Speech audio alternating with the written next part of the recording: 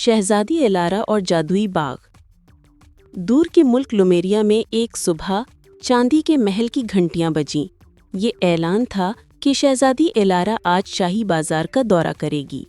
وہ اپنے کرسٹل رتھ سے اتری، ہوا میں اس کا سنہری آنچل لہرا رہا تھا۔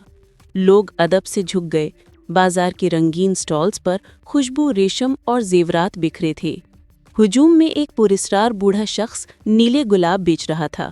وہ پکارا، یہ گلاب لے لو، خوبصورت مگر بد دعا یافتہ، ان کی خوشبو میں ایک قید روح کا دکھ چھپا ہے۔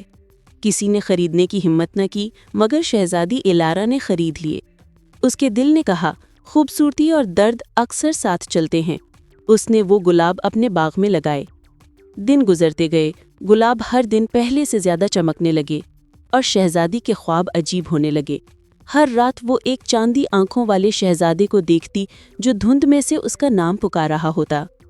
ایک صبح باغ میں ایک سفید کبوتری بیٹھی تھی۔ اس کی آنکھیں عام پرندے جیسی نہیں تھیں، بلکہ انسانی، اداس اور درد سے بھری ہوئیں۔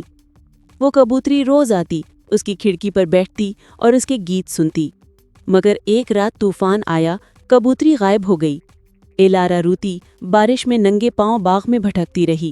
پھر اچانک بجلی چمکی اور جھاڑیوں کے پیچھے ایک خوبصورت شہزادہ کھڑا تھا، بارش میں بھیگا ہوا مگر زندہ۔ شہزادی کے آنسوؤں نے جادو توڑ دیا تھا۔ شہزادے آرین نے کہا، تمہاری نرمی اور محبت نے مجھے آزاد کیا۔ میں اسی کبوتری میں قید تھا جب تک تم نے مجھے پہچانا نہیں۔ الارا مسکرا دی، اس کی آنکھوں میں خوشی کے آنسو تھے۔ محل کی گھنٹیاں دوبارہ بجیں، اب کی بار شادی کی خوشخبری کے لیے۔ شہزادی الارا اور شہزادہ آرین چاندنی رات میں ایک دوسرے کے ہم سفر بن گئے۔ جادوئی باغ اب ہمیشہ کے لیے محبت کی خوشبو سے مہک اٹھا۔